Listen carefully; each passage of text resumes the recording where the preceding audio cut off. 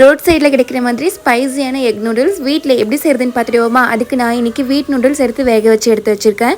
இப்போ தேவையான vegetables cut பண்ணிக்கலாம். நான் கொஞ்சமாக பர்பிள் கலர் கேபேஜ் அண்ட் கூடவே கேரட் பீன்ஸ் எடுத்து வச்சுருக்கேன். அண்ட் இப்போ ஒரு கடாயில் கொஞ்சமாக எண்ணெய் விட்டு ஒரு 4 முட்டை உடச்சி விட்டுருக்கேன்.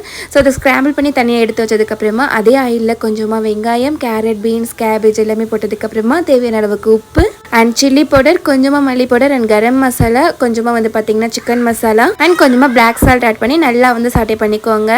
வெஜிடபிள்ஸோட க்ரன்ச்சினஸ் மாறிடக்கூடாது, அந்த அளவுக்கு பார்த்துக்கோங்க. இப்போ வந்து வேக வச்சு எடுத்து வச்சுருக்கேன் நூடுல்ஸ் ஆட் பண்ணிக்கலாம். இதுக்கு மேலே சோயா சாஸ், அதுக்கப்புறம் கொஞ்சமாக டொமேட்டோ கெச்சப் ஆட் பண்ணிக்கலாம் டேஸ்ட்டுக்காக.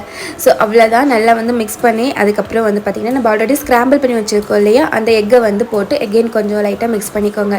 அவ்வளோதான், ரோட் சைட் ஸ்டைலில் ஒரு சூப்பரான எக் நூடுல்ஸ் ரெடி. மறக்காமல் ட்ரை பண்ணுங்கள். அண்ட் வீடியோ பிடிச்சிருந்ததுன்னா ஷேர், சும்மா லைக் அண்ட் சப்ஸ்கிரைப் பண்ணிக்கோங்க. பாய்.